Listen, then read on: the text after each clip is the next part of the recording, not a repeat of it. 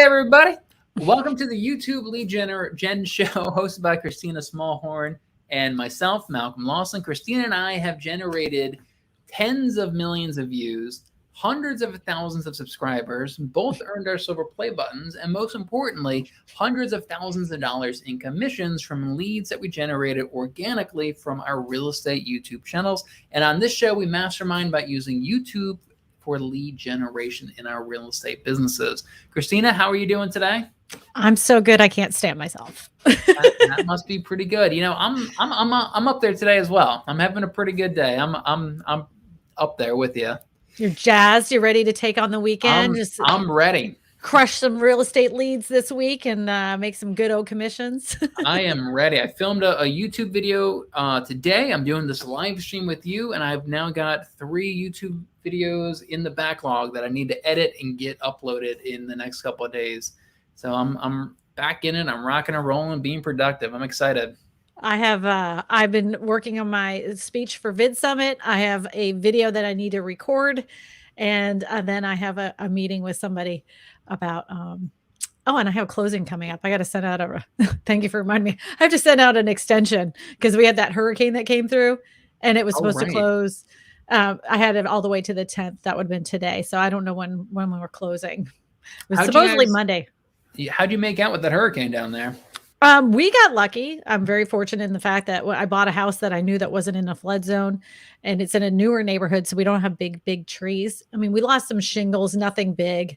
We've already fixed that, and some fences down, that kind of thing, but nothing terrible in our specific neighborhood. I have a whole house generator too. So when I built this house, I made sure that we had a whole house generator if we did lose electricity, because the last hurricane, it was 14 days and 14 days without electricity in this heat is horrible. So I was like, never going to do that again. So when we built this house, I put in a whole house generator. It was so nice. But my husband said I felt so guilty because like the whole neighborhood would be jet black, not anything. And there we are lit up like a Christmas tree in the middle of the neighborhood. Well, you're a YouTuber now. You can't go 14 days without filming and editing a YouTube video. That's how you do it. We had no internet though. Oh, none, okay. None. I was so lucky in the fact that when, I sometimes I do get help with editing, and it just so happened that it was just one of those weeks I was like, I'm going to send this out to an editor, and I had done it before the hurricane had hit. So I was very fortunate in the fact that I already had something in the pipeline that someone else could edit and upload for me. So I was like, oh, thank God. That really worked out well because I didn't miss a week. Yeah, that's good. Yeah, so you brought up a good point. You were going to be talking at Vid Summit up on the same stage as Daryl Eves and Mr. Beast and all these other huge creators. Graham Stephan is going to be there. Big boss, big real estate dude. Everybody likes him. Wow. So how are you feeling about it? You getting a little butterflies in your stomach? You've been practicing your speech? Sometimes I feel like nauseated, like, oh my God. But then I just kind of keep thinking back to the point of everybody that I'm talking to was in the same boat as I am. And they're no different than who I am. Like we're all in the same boat. We're all just trying to figure out this YouTube thing together. And I'm just going to share exactly how I got from where I was when I sat in that chair to where I am now, where I'm standing in front of them talking about it. Yeah. 3,000 subscribers to 128,000 subscribers. So I'm going to you're going to get a little sneak peek into my speech. Because one of the things that I had done during that conference, when I left there, I had already gained a couple of hundred subscribers because I had a video that was taken off while I was at Vid Summit. So I wrote my subscriber count, which was 3,400 subscribers. I wrote that day. And so the people that are here, they'll know this. So I'm going to have everybody, I bought all these markers. I'm going to have everybody write their subscriber count on it, because the information I'm going to be telling them is exactly what's going to take them to their subscriber count now to heights they never even imagined, just like I learned. So I'm going to have them write down their subscriber count on their pass for when they can check it a year from now, Yeah, I love that idea. No, that's a fantastic idea. And so was that 2 years ago that you went to that Vid Summit? 2019, I went to the last Vid Summit. Yep. Yeah. Oh yeah. Yep. I guess I didn't have him in 2020. Mm-hmm. And that's fantastic. Yeah, no, I love that idea.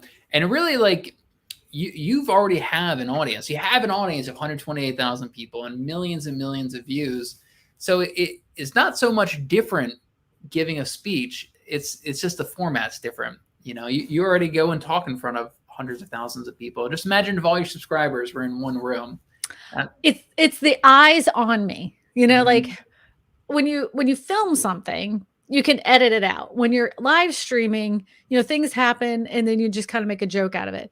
But you're in your own chair and you got your dog here, you can drink your tea. It's the fact that you're standing there and all those eyeballs are sitting down staring right at you. Right. And I just don't want to make it.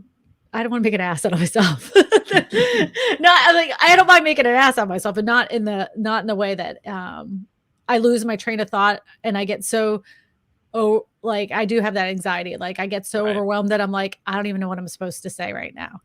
So I did make slides to keep me on track. And I know that once I get through that beginning part, because I hate talking about myself more than anything. Once I get through that part, I'll be fine because I have my slides and those slides remind me of what I want to say. And so I just can go from there. I tried to write it out. That was the dumbest thing in the whole entire world. That's the same thing when you're doing YouTube videos, by the way. Right. If you try to write a script word for word and like try to read it into a camera, you look like a freaking robot. And I sounded like a robot.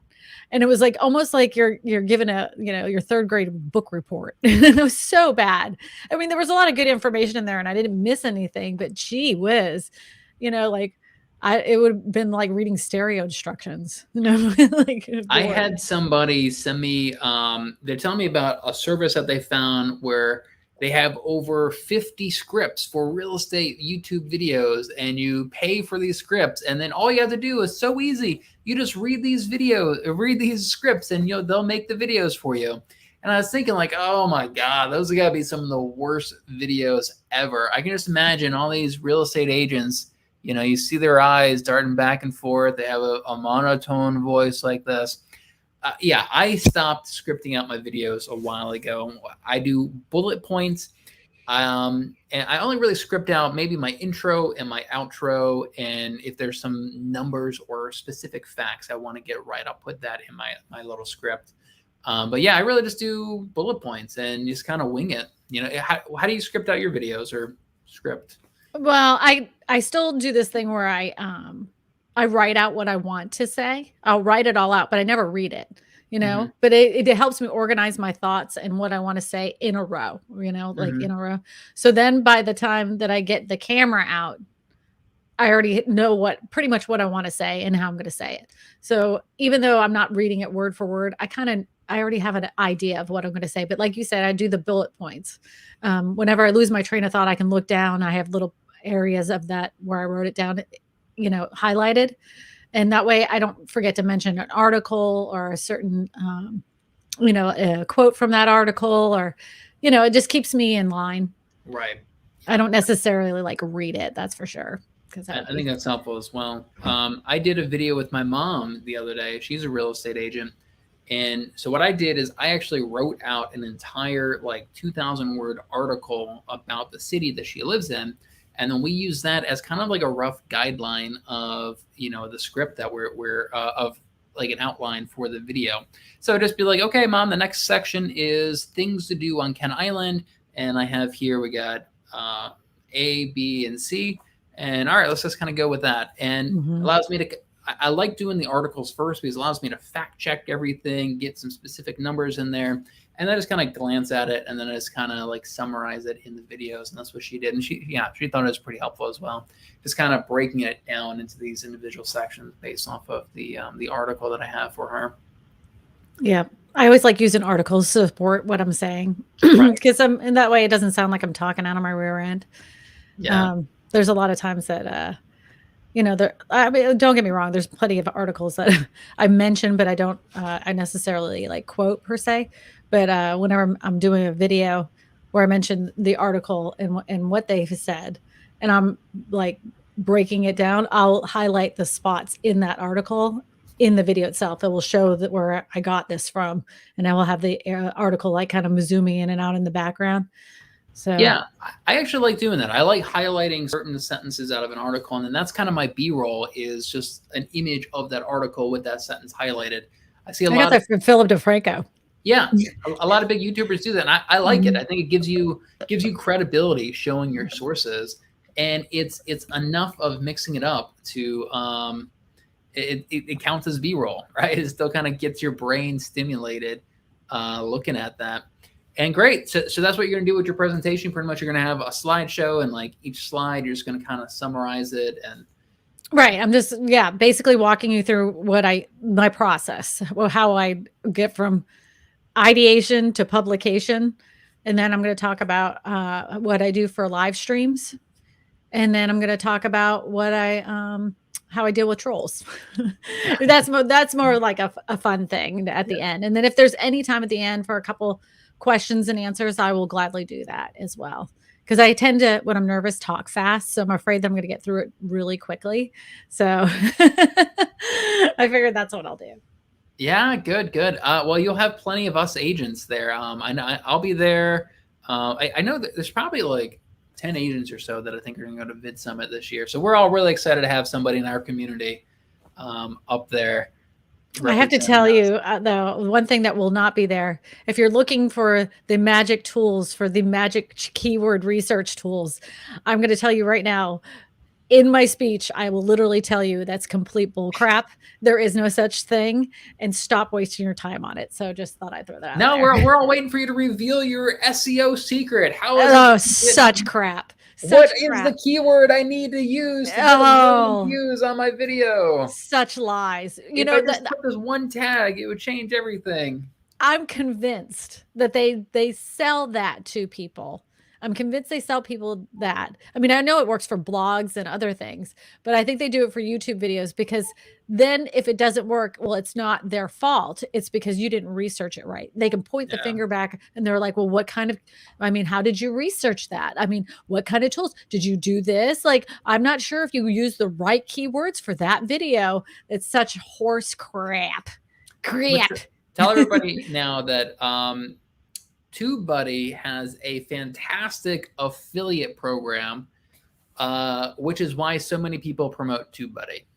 But TubeBuddy has really good tools to organize your channel. I think at one time when they first started TubeBuddy with the tags and everything, that's how YouTube used to be done. I mean, that's how it worked, And since then, the platform has evolved, and so has uploading videos and getting them found on YouTube. And I think that if you're going to stay as a YouTube search channel, your ability for growth is very limited. And that's been proven time and time again. It's been proven with my own channel. I was a YouTube search channel. I had the perfect YouTube search channel, and I got nowhere fast. That's not like, if you want to have real growth, then stop doing all that other nonsense and trying to find, what are people searching for? What is it they're searching for? You do that, you're going to you're constantly making yourself crazy, which I did. But TubeBuddy has, these A/B testing tools where you can see what's actually working for your channel, as far as comparing your thumbnails against each other, like one with a face, one without a face. We get in these fights all the time in this group. Should I put a face in there or not? Well, TubeBuddy will tell you, sometimes your face repels people and sometimes it doesn't. And that it's just one of those things. Like, if I talk about a house, a type of home, whatever it's manufactured or mobile or whatever, nobody wants to see my face. They want to see the freaking house. So I've tested that several times using a tool like TubeBuddy to test those thumbnails, to let me know that people don't want to see me. They could care less about me. They want to see the house. And that helps you get more clicks. The more clicks you get, the more views you get. And then you have the videos that do much better over time. Yeah. I will say too, that if you know your audience and you put out a video and you're like, damn, I just don't understand this really should have worked for my channel. Sometimes, and it happens, it's happened to me, sometimes you can have a video that didn't do well, but it serves your audience right, and it just may have not hit the mark at that moment. But that doesn't mean it won't hit your mark on the moment later on. So you could have a video that you put out like 3 months ago, and you're like, oh, wow, that did crap. And then all of a sudden, 3 months later, you're like, oh my gosh, that's over 100,000 views. Like, what the heck happened? Like, oh, that was overnight. And then you look and you're like, oh, I got 450 subscribers from that video. You just never know. Like, so if you're confident in your video and you're confident in your thumbnail and your title, sometimes you just got to let those things rest. Let it chill. Let it marinate. Let it get in the system. Yeah, when we were at the YouTube meetup in Zion a few months ago, and I remember talking to, or somebody was there talking, they're saying that all of their videos, it always starts off really flat and it goes for like 100 days and then it takes off.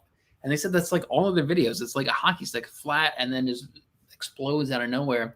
So, Daryl says that no two channels are exactly alike, and that's Nope. kind of true. Yeah. Living in coastal Virginia said, great point, Christina. Do you watch the AVD on it until it hits? There's a few things I look at when I have a video that I know is like, this will serve my audience. I do look at the average view duration, but I also look to see how the click-through rate is in different traffic sources. So if, for instance, if the traffic source that it's doing well in is suggested, and it's not getting as many clicks as it should be, because I know that like the average click-through rate for suggested should be like 7.5%, and it's at like 4.7. I know I need to change that freaking thumbnail out. And then again, if it's in browse and it's, normally my browse is about 7.8 to 7.9%, and it's at a 3, then I'm like, I need to change out that thumbnail. And I don't do things to change the thumbnail that are that drastic. Sometimes it's just taking off my face, and sometimes it's adding my face. I know that in most cases, most people don't want to see my face unless I'm talking about the real estate market. So I always have several thumbnails ready that they're very similar to each other, but I just change some certain aspects of it. It can be as little as switching a building from the left side to the right side, but I'm always trying to maintain a certain level in the CTR. And my usually my AVD on videos is between 40 to 60% anyways. I mean, the highest I've ever gotten was 65%. I don't know about you. And I don't really like measuring my percentage and like talking to people about percentage, because it's entirely based on how long the video is. I've had videos that are 30 minutes long and only have a 30% audience retention, but that's like 10 minutes of watch time, which is fantastic. And I'm really happy with that. And you can make a 5-minute video that gets 70% audience retention. But I have my videos in certain playlists, right? So I know that if I do a video playlist that's like 5 biggest lies, I know what the average view duration for all of those videos is. So if all those have gotten, let's just say, a 10% click-through rate, but the video that I just put out is only at a 4.75, I'm looking to see how I can fix that and fix it fast, because all the other ones had a very good click-through rate the whole entire time. And again, with the average view duration, I'm looking to see like what is it that I did that was so drastically different that it made it go down that much, or what did I do that made it go up so much? What made people leave or stay on the video? So I'm always studying that. There's always things that I study. One thing I learned by watching my own videos was that anytime that I would have a space in thought, I would put out some kind of random fact about, like, let's just say manufactured homes. And I would say there's over 7.1 million Americans that live in manufactured homes.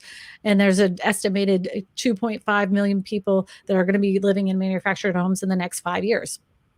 So that's just a random fact. I put it on there for about no more than like 4 seconds, just long enough for them to almost have to read it, like where they'd have to rewind it.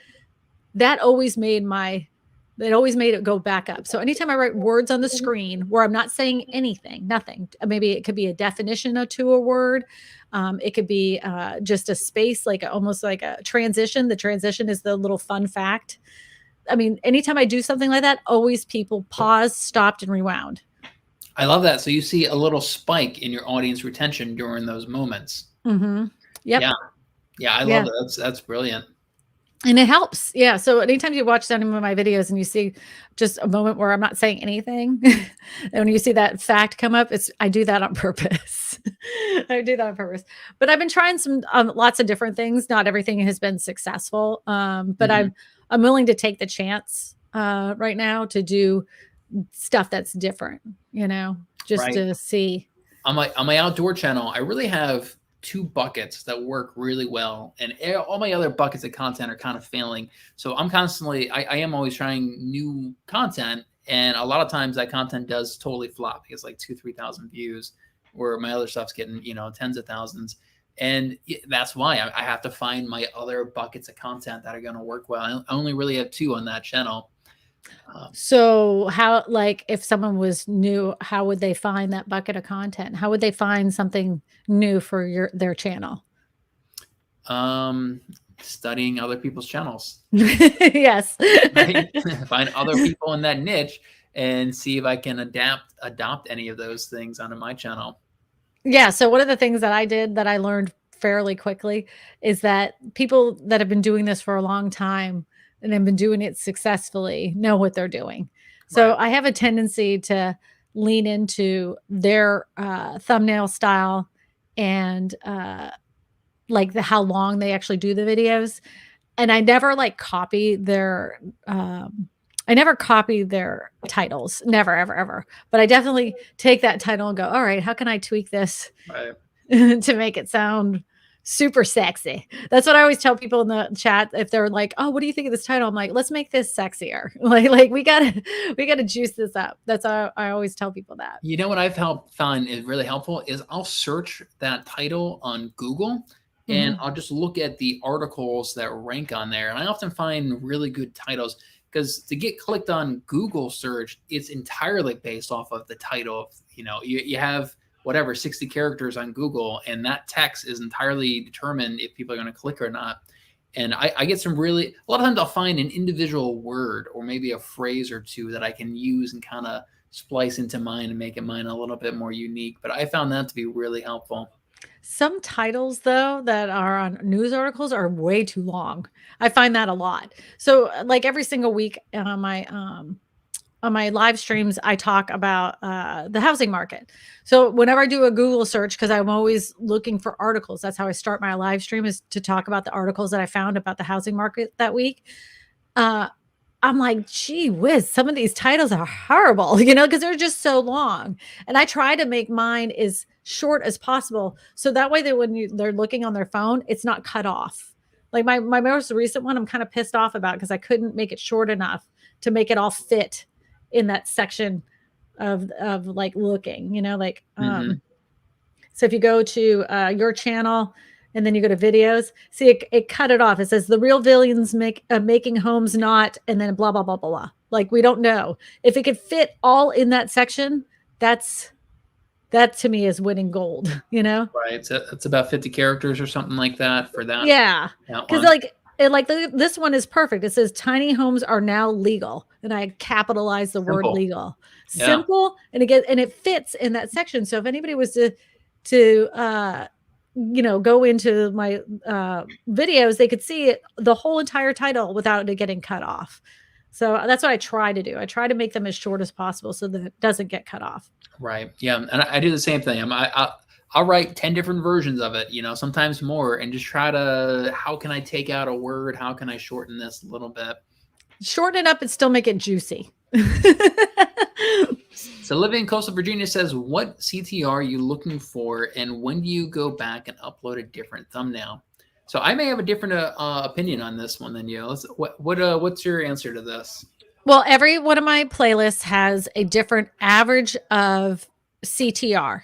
So whenever I like, for some of them, my average is 5%. Some of them are 7%. So if that playlist, let's say I'm talking about land, and if that playlist CTR is, I think it's only 3.75.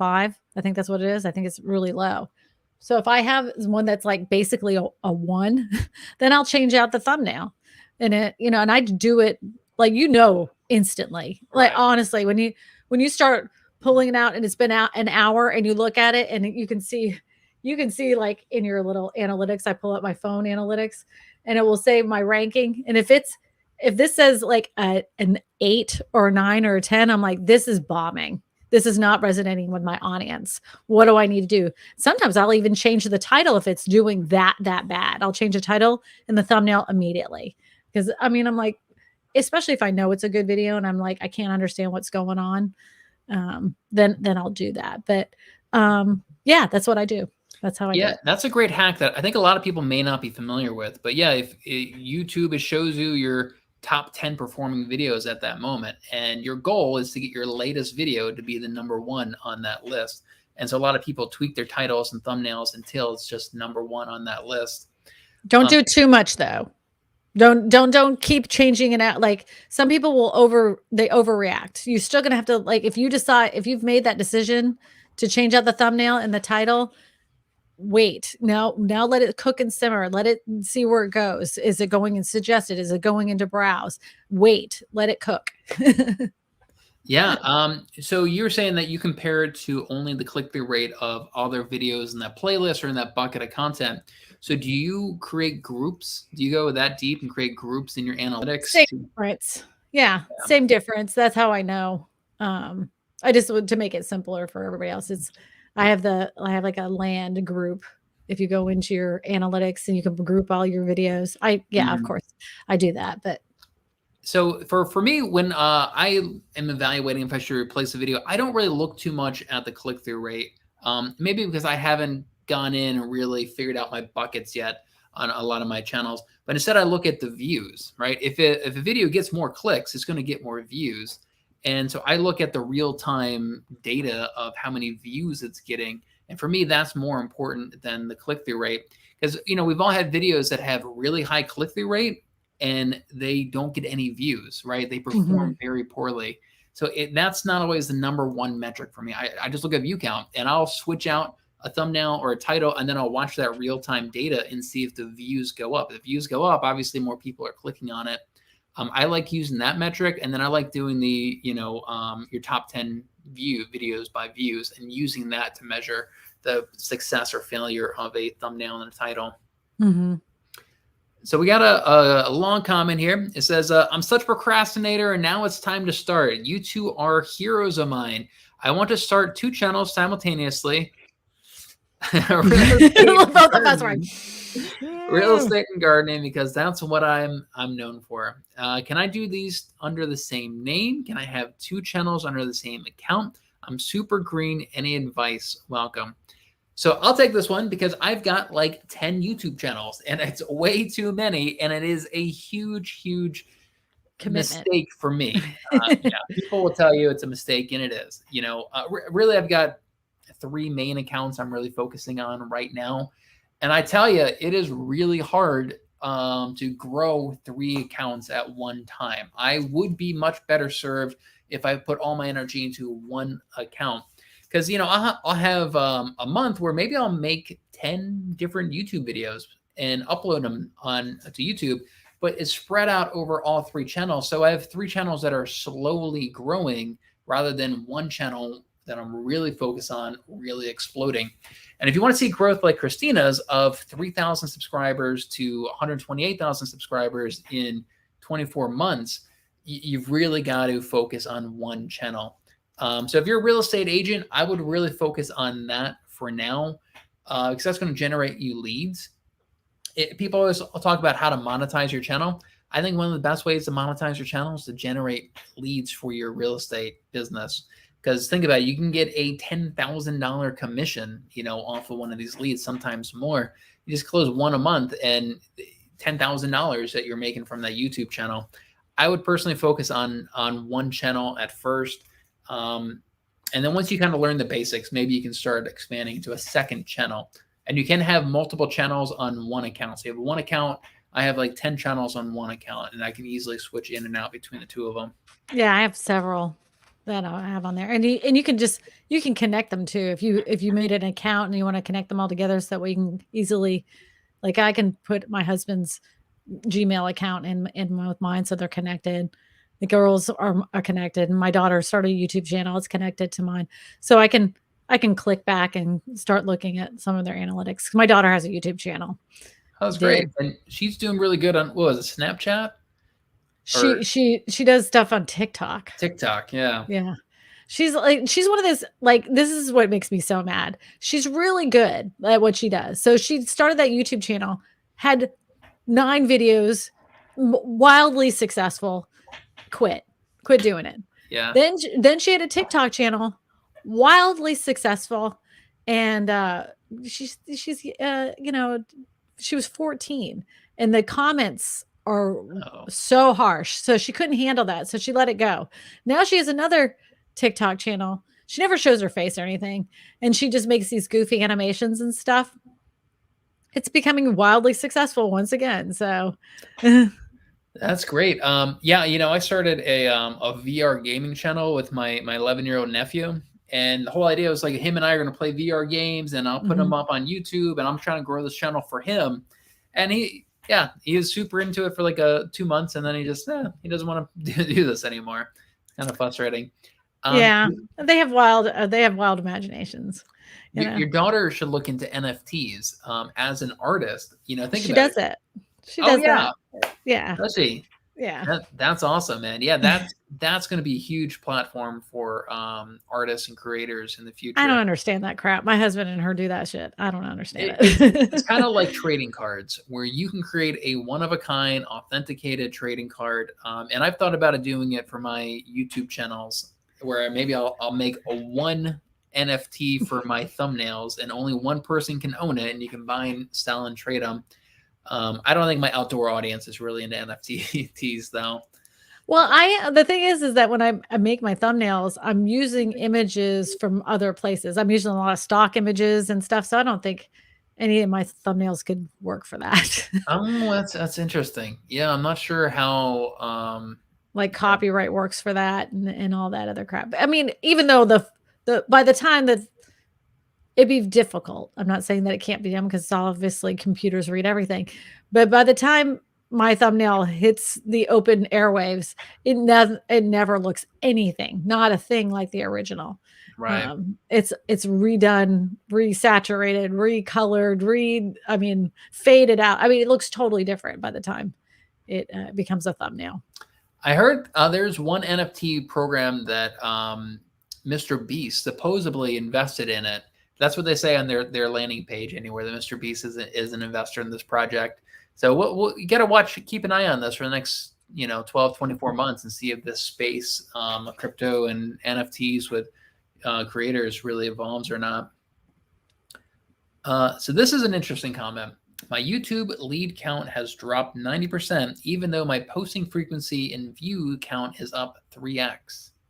I'm going to tell you. All right. So it's just like real estate. I don't know how your market is, and this has been true from the time that I've ever started on YouTube. Right before school starts, my real estate stuff tanks. It tanks on YouTube. It tanks in real life. It's just the people are getting ready to get their kids back in school, and they don't have time to watch videos, and they don't have time to buy a house. The minute the kids start back at school, sure enough, the views start picking back up on my channel. The phone starts ringing. I sent out at least 20 referrals yesterday. I mean, it was so nice to finally get caught up on all those. I mean, but honestly, it's just that time of year. Don't sweat it. You're not the only one. I've heard this same story from many people, because they're like, what's going on with my channel? Nothing. It's just that time of year. Yeah, I think that it's totally possible. A lot of people don't. Yeah, I think it's totally possible. And if you had your channel long enough, you can go back and look at like historical data and see if you had a dip in views this time last year as well, and see if there's any kind of correlation with that. I always do. I've always have from the time I started. Hey, Christina, Malcolm, how are you doing? Hey, it's Jeremy Blayton. I've been slam nuts busy. Oh, this is a family-friendly show here. Wrote 7 deals in 10 days. Views are crap, but business is insane. Yeah. See, Jeremy even reached out to me. He's like, what's going on with my channel? I'm like, nothing. He was one of the ones that had said, why is everything going down? It's just that time of year. That's really interesting. Yeah. Yeah, but he's busy. He's a busy man. Yeah, 7 deals in 10 days. He's hustling, man. Yeah, Yasmin Earl says, "Can I comment on here?" Yeah, sure. Yasmin, throw us a question. I guess this is from YouTube. They're watching from YouTube, I guess. Oh yeah, it could be. So yeah, I'm streaming to our Facebook group and to YouTube at the moment. And so I made a post in the Facebook group earlier asking people if they want free channel evaluations. So let's go ahead and take a look at a few of these and give you guys some feedback on your YouTube channels. Yeah, so here's the post. If you guys want to go into the Real Estate YouTube Mastermind, add your channel to this post. It makes it a lot easier than commenting on the actual video. So here's the first one from Lindsay Johnson. So right off the bat, you're doing a lot of things right with this one. I like that you have all these playlists and that you're curating your content, so you can check that off the box. I like your banner, your resource for all things real estate, find new homes. So it says find new homes, and it's a link to your Instagram page. I'm not sure if you meant to do that to your I put your website if I were you. Yeah. And then another thing, you say all things real estate. You know, so if you're making, it comes back to who's your audience. Are you making an audience for a national audience, so your general real estate information, or is this more for, looks like Florida? You know, is this all things Florida real estate? Maybe helpful to get a bit more specific about that. What are your thoughts so far, Christina? Yeah, I kind of think the same thing. It's kind of seems like she's doing stuff for real estate agents and then doing stuff for clients. Oh. So it says top real estate agent mistakes. There was something else about the closing gifts. So it's like she's making content for real estate agents and she's making content for people. It's disconnected. You're talking to two different audiences. So I would figure out who your audience truly is, because you're doing what I used to do, which is kind of the spaghetti against the wall method, hoping something sticks. So yeah, I would focus in on your audience. Yeah, definitely. And this is a very common mistake that agents make, that they make content for real estate agents, kind of teaching them and educating them. Then they also make content for consumers. And you really got to pick one audience or the other. If you're looking for leads, go with the consumer. And so when is the right time to give closing gifts that's meant for real estate agents? That would be on a different channel. Your thumbnails, though, like, you're doing a lot pretty good. Yeah, I'm happy with these. I made way worse when I started. I mean, like, these are good. Look at the housing bubble one. Yeah, look at that. Pretty good. That's a damn good thumbnail. Well, it's a children-friendly show here, Christina. No, I'm joking. Oh, come on. Yeah, look, even back 5 months ago, these are all super, super solid. And then here's, about a year ago. I don't like those. The ones after that. Yeah, the earlier ones are not great. You've obviously improved your thumbnail game quite a bit about a year ago, about 5 months ago. These are all super, super solid. I could easily see these up on Christina's channel. The only thing I would say is like the words. You're word heavy. Like the 10 reasons to move to Gainesville. Why would you repeat the title of the video in your thumbnail? There's no reason for that. It's not. Whenever you put words on a thumbnail, you have to look at them as attention grabbing words. Something that would be like an arrow that says not negotiable. Right. So like you had one with it was negotiating. It was over to the other side. Yeah. So negotiate real estate commission. So I would make an arrow and I would put not negotiable and then put an arrow to the house. And they're like, wait a minute, that would make people curious. Why wouldn't the house be negotiable? So it makes them want to click. Right. That makes more sense than putting the same words that you are in your title than on your thumbnail. Yeah, it should really complement it. What people say is that your thumbnail should be a stop sign. It should stop somebody in their tracks. So like Christina said, like that would get somebody's attention. What do you mean not negotiable? Mm-hmm. And then going back to your audience, like these 3 videos right here are obviously meant for real estate agents. What to do with your first real estate commission, how much to spend on a real estate closing gift, how to grow as a real estate agent. And then you have 10 reasons to move to Gainesville. And then tips for moms in real estate. Yeah, your audience is split. Yeah. So I would actually pick an audience for this channel, take Stick with it. down the videos and upload them to a different channel for your real estate agents or for your consumer facing ones. But those are two completely different audiences there. Titles. So some of these are pretty good. 10 reasons to move to Gainesville. You know, that's simple enough. That I think it's effective. But how can we make it juicier? That's the whole thing. Like all of these, like every real estate agent under the sun has a freaking video like this. Like it would be like top real reasons to move to Gainesville, or top 10 reasons no one wants to move to Gainesville. You know, and you can make it tongue in cheek and funny. You know, like these work. But if you really want them to like really give that juice and that power to YouTube, make your thumbnails as juicy as possible. Or this one, for example, tips for mom in real estate. Pretty bland. I like how short it is, but you could really spice this one up quite a bit.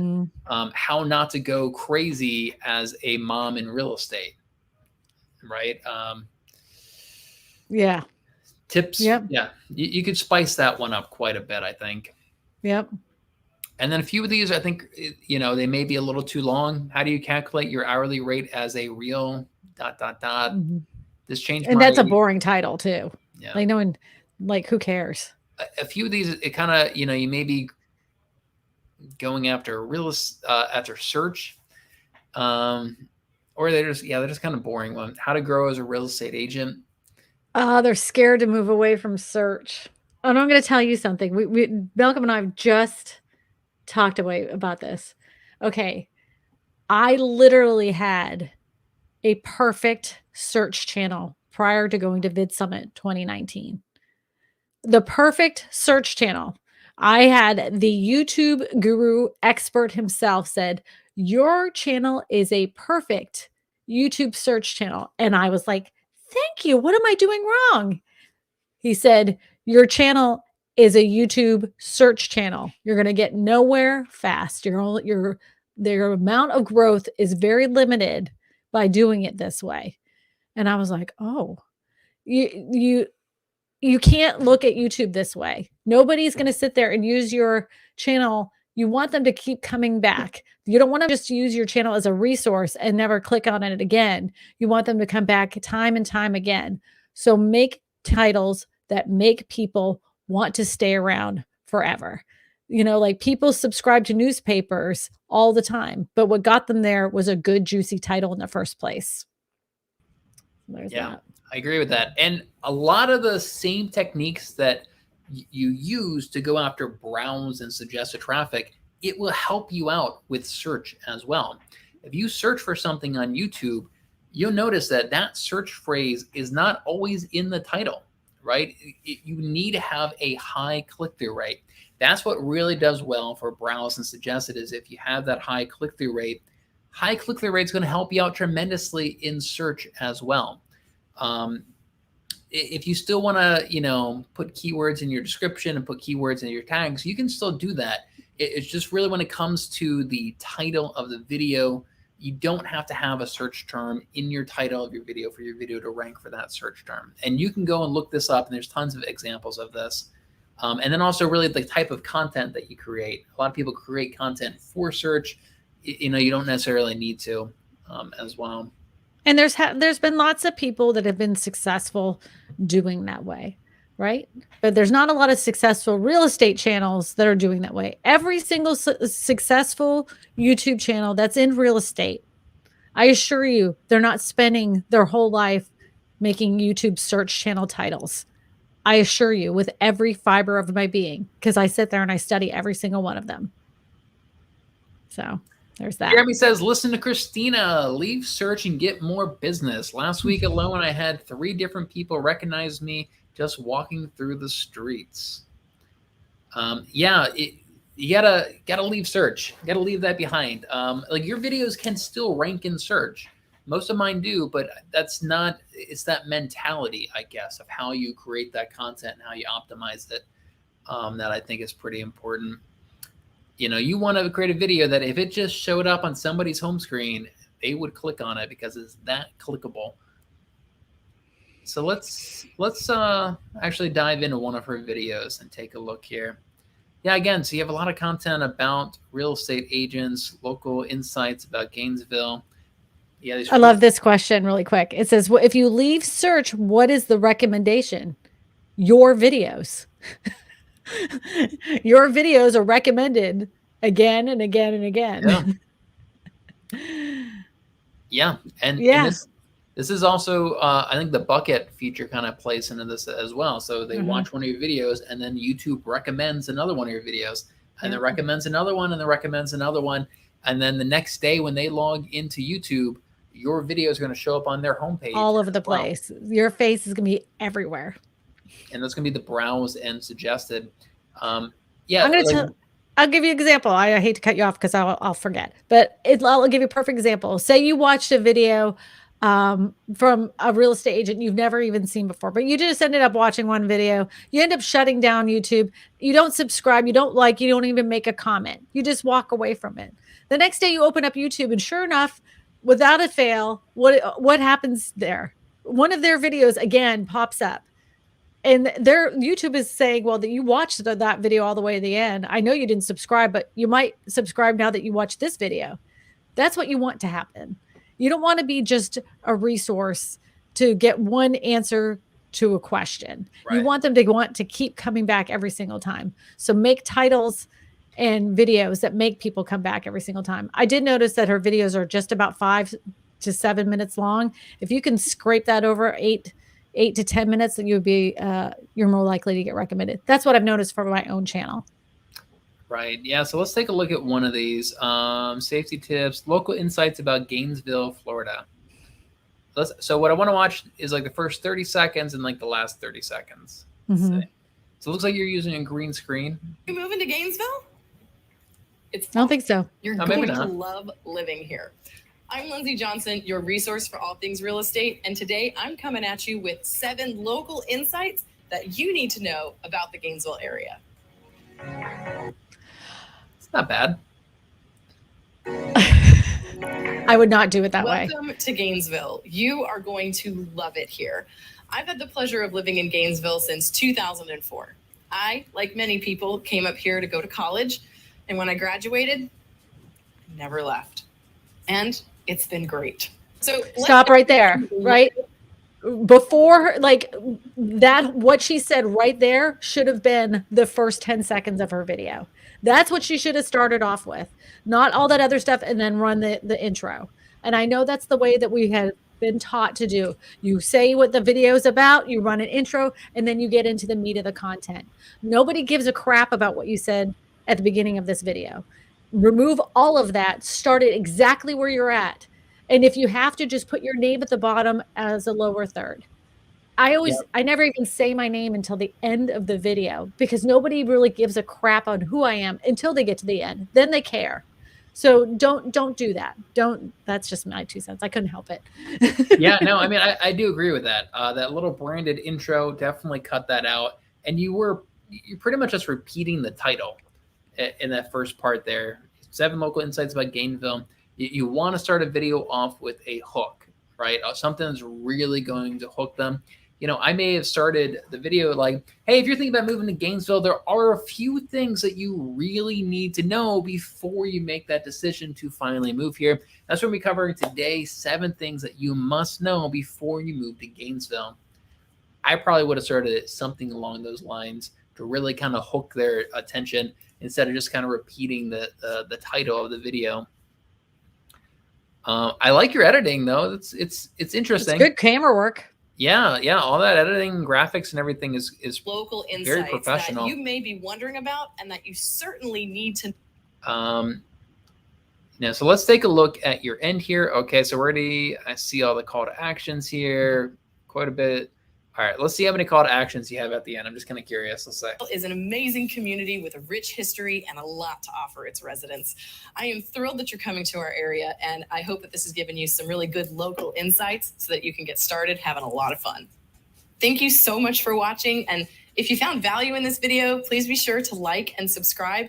And if you're moving to Gainesville and thinking about buying a house, Don't miss out on my video where I answer the top questions that buyers always ask me. I'm Lindsay Johnson, your resource for all things real estate. See you next time.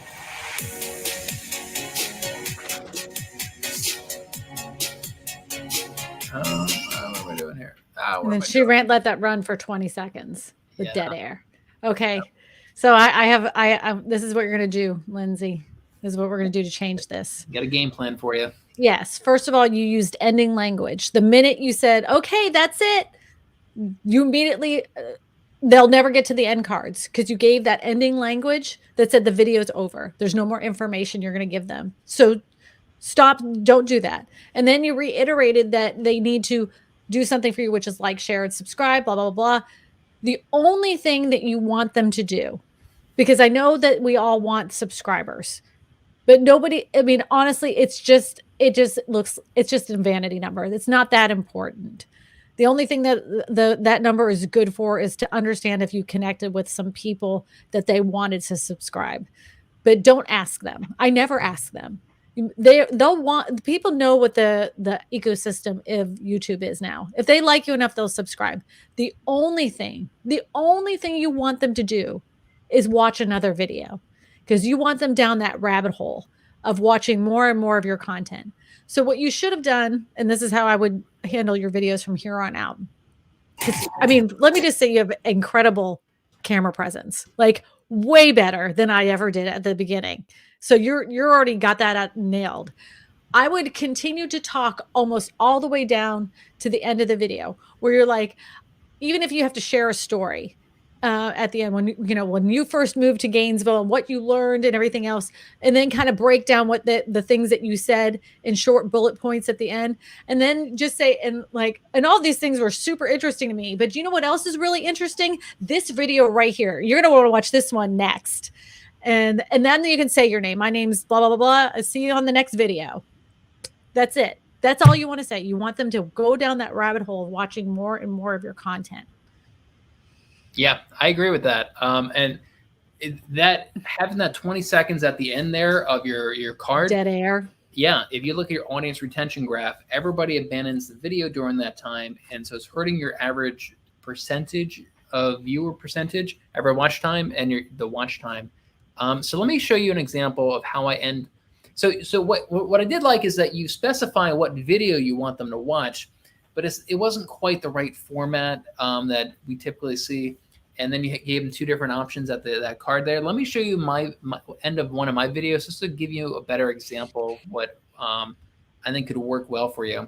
So you specified what video you want them to watch. So watch just the last couple seconds here of how I recommend another video. And I would like to see you integrate this ending into your video as well. The lower income earners are doing much, much worse than they were last year. If you are a homeowner and you want to learn 10 hacks to pay your mortgage off early, check out this video I did right here, breaking those down for you. And if you want to receive 2 completely free stocks valued on, so that's really what I recommend, is you do it a format like that, where you film yourself off to one side. And if you guys want to see my buyer tips for moving down here to Gainesville, you can check those out right here. Yeah, that's really how I like to do that. And yeah, Christina's right. Like, you want to do everything you can to get those people over to that video, because on YouTube, there's something magical that happens when you watch more than one video by somebody, and that's that YouTube stalks you with their videos. The next day, your video is going to show up in their home screen, in their suggested feed. It is even going to show up in their search. Everybody's search is a little bit different on YouTube. So if you can just get them to watch more videos, your videos will show up in their search. And I'll be honest, I like your videos. I think you're right that your presence is really good on the videos. I think the thumbnails are pretty good as well. Yeah, I mean, I kind of think I would expect your channel to have more views on it than what I'm seeing. Small tweaks, big peaks. She just needs some tweaks, some stuff, and it will do much better. I think it's the intro. Start your videos off with a hook to keep them watching. Like the words coming out of your mouth, if you can hook their attention at the beginning, that will help. That will keep them watching the video longer. And then maybe making your titles, a little bit more clickable. And then also what Christina said, making your videos longer. Longer videos just do better on YouTube. 10 minutes is kind of what I shoot for with most of my videos. All right, I think we tore into her enough. Let's. I wasn't sure she. Yeah. That she's. Just, let's see. She doesn't need a script though. She just knows her stuff. That's good. Yeah, I mean, you're doing a lot of things really well. I like your production quality. I love your thumbnails. I gotta run. Hope this replay on the. Yeah, I have a YouTube channel, Next Gen Agent. I think you can find the replay on there. I want to be like Malcolm and Christina when I grow up. Oh, shut up, Jason. You do great on your channel. Yeah, man. 6,000 subscribers. Pull his channel up really quick. All right, we're ripping into your channel now, Jason. Don't rip into him. He knows what he's doing. He's gonna be creaming us next year at this time. We gotta have him on the channel, actually. Yeah, I've had him on my channel. Hey, Jason, if you're not bored on Sunday, if you want to come and do a live stream with me on Sunday, you're more than welcome to. I was just going to wing it by myself, and I saw that you were live. I was like, if you're not busy or whatever, if you are, that's fine. I was just checking. 34,900 subscribers. Look at it. He's a machine though. 1, 2, like he puts out so many videos, so many. Yeah, he's a crank. Them one day ago, 13,000 views. One day ago, 5,000. 3 days ago, 20,000. Oh, 6 days ago was with that freaking weirdo. Good Lord. What a freak. I had the worst internet that day too. God, I was so embarrassed. Yeah, look at this, man. He is incredibly consistent, and all of them are putting up really solid views. Yeah, I bet his monthly view count is probably really high. He's killing it. Oh wait, like you have TubeBuddy Channelytics. Look at the top where it says Channelytics with TubeBuddy. You see that little TB where it says Channelytics right there. Yeah. Let's take a look, see what his view counts are. I think it's not coming up. No, I clicked on it, it went away. Huh. Yeah. Yeah, and I like his thumbnails as well. They're simple but effective, and he's kind of figured out a formula that works really well for him. And it's worked out well. I've seen a lot of people kind of copying these thumbnails as well. Christina says no to these. This is not the Christina way of doing thumbnails. Not at all. Let's take a look. 158,000, 119,000, 108,000, 80,000, 68,000. Yeah, he's got some real. He's rocking. He's rocking. Here. But see, look at his titles though. Look how juicy those are. Why aren't home prices dropping? That is a pain point. People want to know why the hell they're not dropping. I mean, like look at that. Beware why I canceled my mortgage loan. That's exciting. People want to know that. Why would someone cancel he knows how to do the title game like better than a lot of people. Yeah. Home buyer alert. Should you buy now or wait? I mean, those bad news. These are great titles. Super juicy. Yep. Yeah, no, all these are great. Good news for home buyers, finally. A shift. Yeah, all of these are really, really solid. He loves that. He does that one face. He just uses that. He's got that. It looks like he smelled something bad. Like, did someone fart? Let me get this picture really quick. Yeah, you're right. So a lot of them, it is just the same picture over and over again, but it's working, and I'm sure he gets most views from browse, not from search. He does it right. He knows what he's doing. Yeah. And easily, man, you can get this up to 100,000 subscribers. By next year, he'll easily be there. Easily. Yeah. Especially at this rate. If you can get up to 34,000, you can easily get up to 100,000. He's a machine. I need to take more photos for my thumbnails. Do you know what you could do, Jason? No lie. Just go to like JCPenney or something like that, or just even hire a photographer and just take about 100 different photos, just and put it in a white shirt, or a black shirt, and then you can keep using them over and over and over again. There's lots of people that do that. I think Nick Nimmin does that all the time. Just like, all right, you're gonna do 10 photos with the surprise face, do 10 photos with the serious face. You just keep doing a bunch of photos, and then that way you have a bank of them and have them highly edited and stuff. So you just click and drop. That's what you've been doing anyway, but you'll just have more of those. All right, let's take let's take a look. Nepalese. I know it's Naples. Nepalese. All right. So yeah, you got your playlist all set up here. You got your channel trailer. That banner's a hot mess. You got a lot going on with the banner. That's a hot mess. It's just a lot going on. I mean, Too many words. Too much going on. I like just taking out the posting schedule. I don't think it really adds any value to the banners. You have subscribe and turn on notifications. Like, that's fine. I like having a call to action to, go search for homes, try to get some clients from that. Yeah, you just have kind of a lot going on there. Oh, and there's some lines through it. Was this like a free one that you got? Was this the sample? A lot of times they'll send you a sample for you to approve it. But let's take a look here. Yeah, I mean, it's not bad. I think the banner is not bad. It's just that your banner should have its value proposition. And the value proposition is living in Southwest Florida. All the other stuff is so small. Most people are going to be watching this on their phone. They're not even going to be able to read it. The color of the font is difficult for people to read on their phone. It's too small for them to read on their phone. Like, I don't want to have to pull out my reading glasses to see what it says. And most people, when they're looking at your channel, they just want something easy they can get a hold of. And whenever I need to find a phone number out, the first thing I do is go to the About section. That's what I do. I just put it in the About section. I also put it in my descriptions of all my videos. I put my email address and I put my phone number. No one's ever had a problem. They didn't say, gee, you know what? I really wish you would write your phone number on your banner. Nobody, not once since 2017 has anybody ever asked me to do that. So they always can find me. The information's there.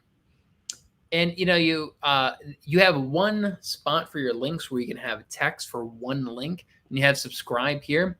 But there's also a big red subscribe button right below it. And that's kind of why I like using that text space for search for homes or Naples homes, something like that.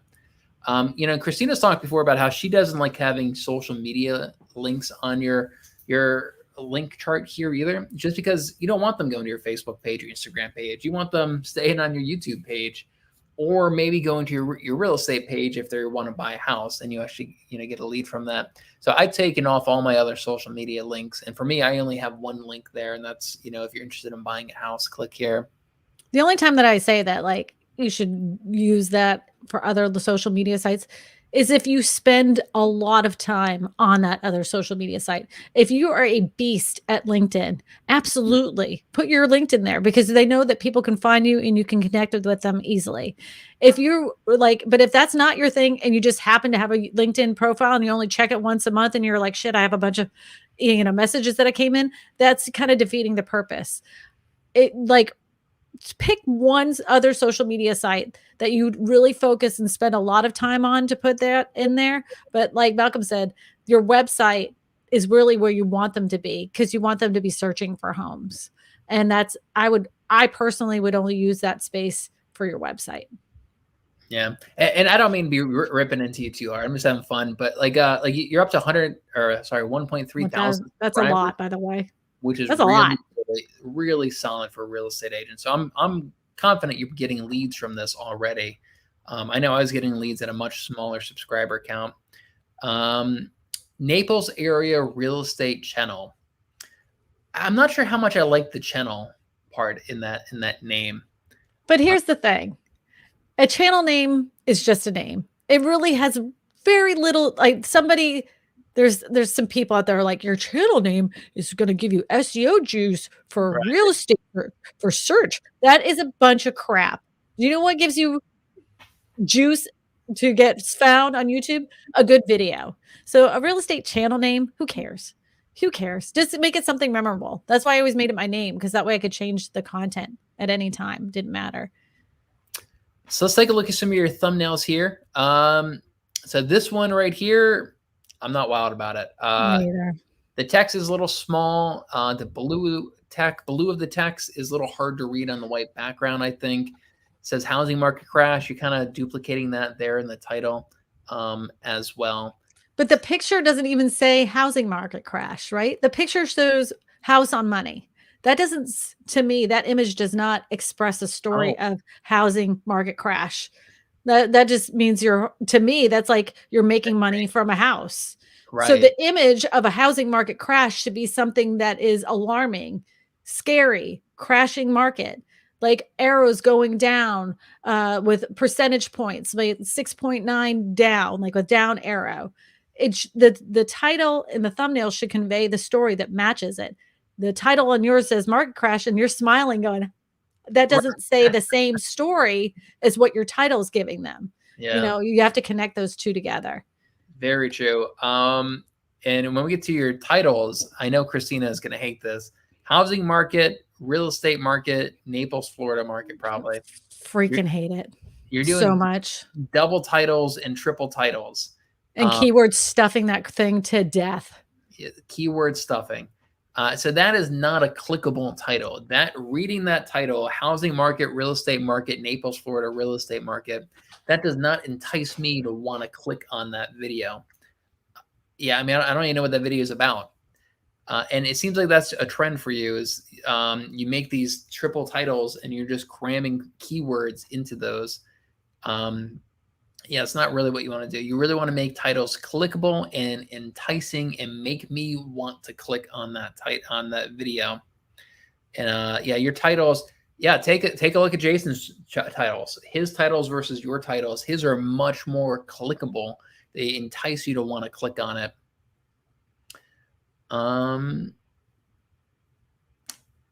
Yeah, I mean, some of these, you have some good elements to these. You know, I would say post some of these in the Facebook group that we have, Real Estate YouTube Mastermind Facebook group, and get some feedback on some of them. New construction, model home for sale, Naples real estate market trends. So, are you still there, Christina? Yes, I'm trying to do this extension. I'm still here. I'm just, you know how like sometimes the clients need to be told something. All right, I'm gonna watch a little bit of his. I'll watch the first 30 seconds of this one. Okay. This is the housing market crash. Okay. You want to know what's going on in the real estate market? Are sellers and buyers adjusting to a new normal? On this video, we are bringing you market stats, values, timeframes, and prices. Today, I'm going over the July 2021 monthly real estate market report right here, Southwest Florida. Let's jump right into the report. Stay tuned. He's reading a teleprompter. Yeah, we were talking about that earlier. What's up, everybody? I'm Rob Wosner, a local realtor here in Southwest Florida. If this is your first time on my channel and you want to know everything about eating, sleeping, working, playing, and the real estate market, this is the channel you need to subscribe to. So make sure you click the subscribe button and tap the bell so you're notified every time I drop a new video. I get calls. Can you pause it right here? You've asked them to do something for you and you've delivered them nothing. You've told them who you are, what the video is going to be around. You're 49 seconds in. You're asking them to do something for you, which is like, share, subscribe, hit the notification bell, and you've given them no information to make them want to do that in the first place. So I wouldn't ask for anything at the beginning until you've delivered them something. I would wait to the middle if you insist, like I know most people are going to insist on doing it because that's what they've been told to do, but wait till the middle. Like if you've enjoyed what you've been hearing so far, go ahead and subscribe and hit that notification bell so you don't miss next week's show or next week's video. Do it in the middle. Give them something first before you ask for anything. It gets even worse because it looks like he then asks them to call and text. So I gave all his contact information right after that. So you start off with your intro, and then you had a branded video intro, and then you had a call to action to like, comment, and subscribe or whatever it was, and then you have a call to action to call you, and then finally at a minute and 10 seconds, you're finally getting to the content of their video. And I can guarantee you, if you look at your audience retention graph, everybody dropped off during that first minute. So they never even get to this part. People are just abandoning your video during those first few moments there. You really got to get to the content sooner. Cut out that branded video intro. Don't ever use that again. Cut out the call to action to subscribe. Probably I'd cut out the call to action to call you and get leads as well. And just get to that content much, much sooner. And this is a format that has been used for eons. And it was used and it worked, but it doesn't work anymore. This is it's now gone. This type of format to do your videos. I did it like this. I did it for like this for 2 years, and I would only get 2 to 3 to 400 subscribers. And I learned because I was asking. I learned this because I was asking people for things before I delivered them anything. And then it was the hardest thing for me in the world to lose my intro. I loved my intro so much. I loved it. And when I dropped it, that was difficult because I was so used to doing it a certain way. I had a system, but you'll figure it out. Yeah. I mean, there's nothing wrong with it. Is a couple years ago when YouTube gave us the analytics to look at our audience retention. That's when I think everybody started dropping that. And it's just the normal now on YouTube not to have that brand video intro. I'd also say, I'm personally, this is, I guess some people like him. I'm not a fan of green screens. And part of the YouTube culture is that they're just not that common, right? The biggest YouTube creators, very few of them have green screens. And you can see you have like a little bit of a green glow around you. I would recommend just getting a studio like this and have a little home studio that you can sit down and film these videos in. Because with the green screen, you're kind of bouncing all over, like right there, like you're positioning in the screen. So I guess you're kind of standing up and walking around while you're doing this. It's just a little jarring. I would set up a home studio, man, and do it that way. And it doesn't have to be fancy. Let me explain to you. I'm going to pull this out because I'm going to show you. This is literally a closet. Like I'm literally in a closet. There's nothing special. All I did was add these wood planks on the back of my wall. So that way it looked fancy, but it's a little tiny closet. That's it. And I turned this into my studio. You can do it too. There's no reason why you can't. And if you're worried about the echo in your microphone, I think you're using a lav mic, so you don't even have to worry about that. If it does have an echo, you can kind of pull the mic up a little bit closer. Or you can even have the lav mic hanging over you just a little bit. So, I mean, I know that Jeremy Knight does green screen, and he's been doing it that way, and I've always given no crap about it, but it works for him. But I personally, I'm not a green screen fan. That's just not me either. Yeah, I'm just not either. I mean, there's some people that make it work. Jeremy Knight, he's growing his YouTube channel, and he's rocking and rolling. He's got a green screen, and it's working really well. Kyle Whistle does the green screen stuff too. Yeah, I think it's just kind of part of the culture to have like a little background. And yeah, I mean, I got a couple of shelves and like a bookshelf here and a bunch of junk in the background. Like, it doesn't have to be anything real elaborate. You could probably make a pretty decent background for your thing.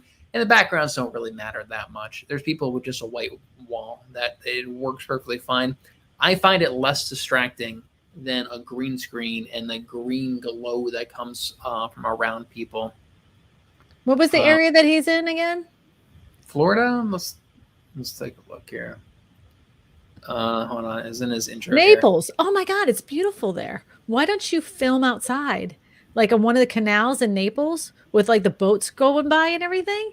That would be amazing. People would love to watch that. I also want to say that there's something going on with your video. I thought this was like an animation or a cartoon at first. Do you see that as well? It's like I don't know, man. It's I think the way he it had to do with the because I've done this too, where you kind of sharpen the image and then you sharpen it so much that it ends up making you look like a cartoon. Yeah, it's a little it's the clarity. It's the clarity. He might be it might be the camera he's filming with too. It's just not quite connecting right with his editing software. So he may want to check into that. But yeah, right at the beginning, I thought it was an animation. I did too. Yeah, I was like, oh, cool. It's got some kind of animated intro. Like, yeah. So let's watch the last 30 seconds. And I have your back, buying or selling property in Southwest Florida. Again, just remember, I'm a little. Hold on, let's see. I have the systems and process dialed down to make this process as smooth and easy as possible. Thank you for watching the July 2021 I'm trying to find where he starts using ending language. It looks like it's right around here, about 7 minutes, 30 seconds. Right. Thank you for watching the July. Yep. No one's going to watch after that. And you've got another like 40 seconds left. So the first minute and 10 seconds, people are probably abandoning your video. And then the last like 40 seconds, they're completely dropping off. You know, I wouldn't be surprised if he's actually running ads for this channel. Like maybe that's where he's getting a lot of these subscribers from. And I'm going to tell you, as soon as you run an ad on a video, you're never going to go into browse and suggested features of YouTube. This doesn't work. Yeah, so your titles, man, your titles definitely need to get cleaned up. Some of your thumbnails, you know, looks like you probably paid somebody for this thumbnail. Like they have some good elements. Oh, that's a good pros and cons of living in Naples, Florida. What do you know? That's one of your most popular videos. That's the kind of stuff that really generates leads. That's a good title. Cape Coral, Florida homes for sale, Cape Coral real estate. That's not a very good title. I'm going to give you a good rule of thumb when it comes to thumbnails too. Okay. I want you to break up your thumbnail in thirds. So the picture of your face, because you want to put your face on your thumbnail, should take up at least 1/3 of your thumbnail, right? And then you can either use that in the middle, or either side, and then have 2 elements that pop out that use 1/3 of that thumbnail image. So that way it tells a story of what the title of your video is. And don't keyword stuff your videos to death. This is a perfect example. This last one I just did that holds the rule of thirds. There's 2 simple images on either side of my face and it tells a story. That's it. I mean, that's it. Just really simple images. The simpler, the better. Sometimes it's half and half and sometimes it's 1/3, but that's how I do it. Those are mine. Those are mine. That I know that chick. As a matter of fact, I'm wearing that outfit. Yep. Yep. 1/3. That's it. Oh, I look mean right there. Look how mean I look. Grumpy. That video did terrible. Oh, I did that live stream with the Malcolm right there, the benefits one. That was just a live stream. Yeah, there's another one I did bad. But that one's a good one right there. Streamed. Simple images that really get your point across. It tells a story. Obviously, it's a house that's been reduced. Another side by side, half and half. But I use generally 3 images that stand out, that gets the point across. Simple images, easy to read, that people know what it's about. Yep, that's it. That's it. I think Malcolm took off. I don't know what happened. Oh, wait, what am I doing? Here I am. I felt like all right. Like that's probably good. I think we got 2 good channels in there today. Why is he pointing at everything? I remember that was a thing. Everybody was doing this. That was like every time because I research all your everybody just know I've researched your channel. I can't help it. When I'm doing my research to know what I'm going to make a video on next, I research your channel and your thumbnails. But there was a moment in time that everybody was doing this. Every single person. And I think that I'm not 100% sure, but I'm pretty sure it started with Nick Nimmin, because Nick Nimmin was doing thumbnails like this. So once he did it, then somebody in the real estate niche did it. They had a successful video, then everybody was doing it. I used to do it. I still kind of do it. Sometimes it's okay. Yeah, sometimes it is. But it became a thing though. It was like everybody had it. It was like a fire in the thumbnails. Everybody had the fire in the thumbnails. But do you know why everybody does the fire in the thumbnails, by the way? Do you know why I do fire in thumbnails all the time? It works. Because people click on it. Big secret. People freaking click on it. Yeah. It's just noticing trends, you know? And what's interesting is like thumbnails on YouTube evolve. Like oh yeah. A theme gets oversaturated. You know, back in white outlines. Everybody was outlining themselves for a while. I remember a couple of years ago, Call of Duty, you know, everybody had these really crazy thumbnails for like video games and everything. Everybody started adopting them. And yeah, themes on YouTube change and kind of evolve. And, you know, 5 years from now, we'll see what's really clickable.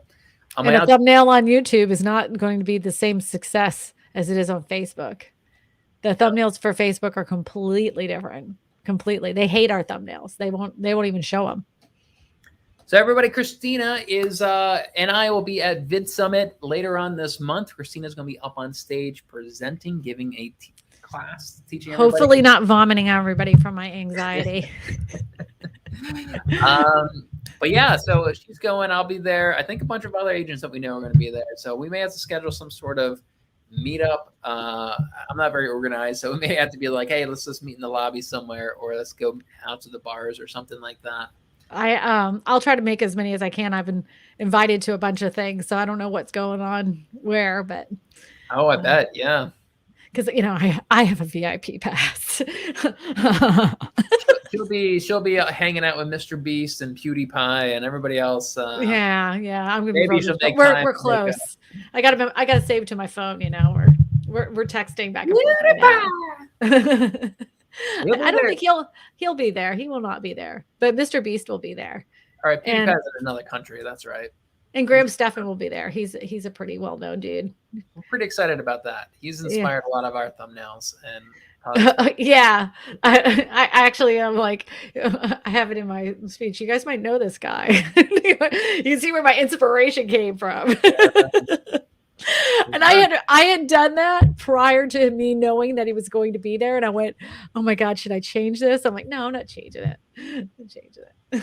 That's pretty funny. Yeah, it should be fun. I'm looking forward to it. I want to go.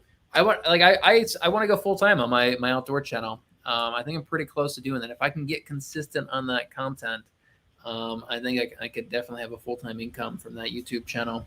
I have a full-time income from my YouTube channel. I know you do. I know you do. I know you do. I know it. Oh, very jealous. You can have it too. Anybody can have it. That's the coolest part. I didn't do anything special.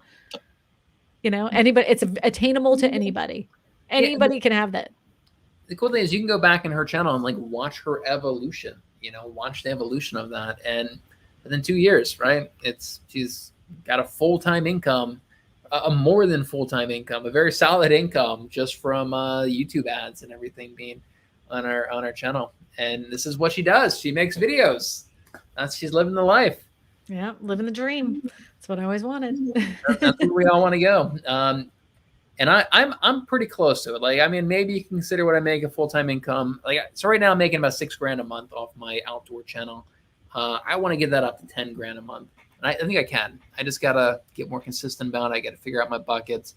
I'm working on trying to get some sponsors for my channels. I've been reaching out. I actually made a whole spreadsheet of people I think would be good sponsors. And I've been trying to reach out to them. I'm working on a website to get more sponsors to my channel. Oh, yeah. I'm almost done with it. Yeah. I'm going to show you guys something that I kind of got some feedback from Christina. Actually, I think she gave me the idea for it. Yeah, I'd be interested in seeing your website. It's very simple. It's not crazy. Yeah, it's very simple like this. Very simple. So this is kind of my blog and website for my outdoor channel. And I have a section here for sponsorships. And I'm still kind of working on it. What do they call this? A slide deck? That is the media kit. Media kit. Yeah. I'm gonna tell you something that and everybody should know this. You have prices for certain kinds of sponsorship. You take that off. Oh, take that really? off. Yes. I got that idea from You spelled sponsorship wrong too. And I'm going to tell you the reason why. Because you want that door open for negotiations. And I would never put the price on there because you might be cutting yourself off. They might have already decided to pay more and you've already given them a price of $500. Yeah, I mean it's a valid argument. I'll be honest, I haven't even gotten anybody to give me $500 yet. Right, but you don't want to cut off the opportunity before you even got it. Yeah, I know it's a valid point. I like that. I get a lot of free stuff though, which is pretty cool too. I got a $1,700 electric bicycle for free. I did a review video of that today. Saw that. Dude, that thing's so much fun. It can go up to 20 miles per hour. It's a little electric bike. And I get a lot of free camping stuff and everything. That's in this industry, the outdoor space. That's what a lot of people are really, the offering is free stuff. But yeah, I got to find, there's like shaving clubs for men. Maybe I can Dollar Shave Club. Maybe I can get sponsorships from them or something like that. Absolutely. I gotta figure that. That's what I really want to learn from Vid Summit, is how to kind of go full time, making income off of a channel. And you will learn that there. That's how I shifted gears. So. All right, everybody. Bye. Bye. See you all next time. Yeah, that was so official. Bye, y'all. See ya. See ya.